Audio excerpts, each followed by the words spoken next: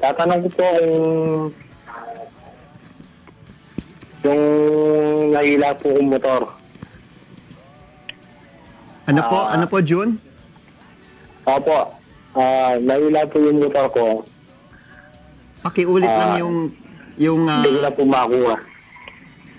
Kung Erin, parang ang nangyari po sa motor niya na repossess. Okay. Ganun po. Tama ba yon, June? Opo. Oo. Ah, Ilang buwan mo pa lang bang ano yun, nasa iyo yung motor?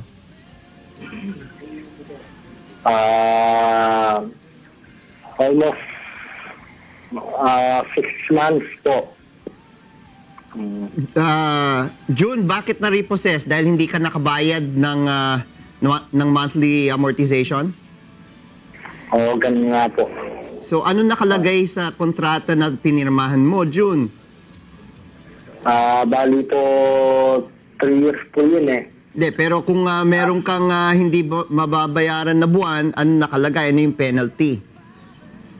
Opo, may penalty po yun na nasa ano po yun nasa 4 months delay po ako eh. Yun nga po, nakapirma ka sa kontrata nung binili mo yung motorsiklo na buwan-buwan huhulugan mo yan. At kapag hindi po ninyo matupad yung napagkasunduan sa kontrata, syempre kukunin po nila uli yung motorsiklo. So wala ho tayong magagawa dyan. Oo nga po. Kaya nga, yun lang po ang tanong ko po. Okay.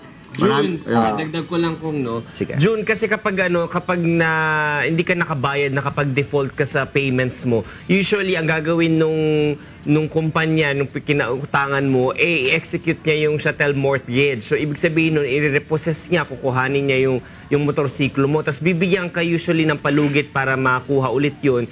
Pero para maibalik mo yun sa'yo, kailangan mo nang bayaran yung whole amount.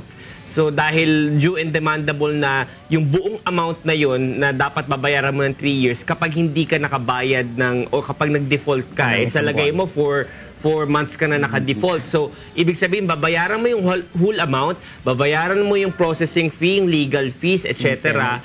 Tsaka yung penalties and interest. So, baka mas mahal pa na try mong kuhanin ulit yung motor na yon kesa sa bumili ka ng bagong motor o kaya naman umutang ka naman sa ibang para makabili ng motor. So, baka hindi na advisable din para sa'yo na kuhanin ulit yung motor na yon, June. At this time, kasi 4 months na yung delay mo.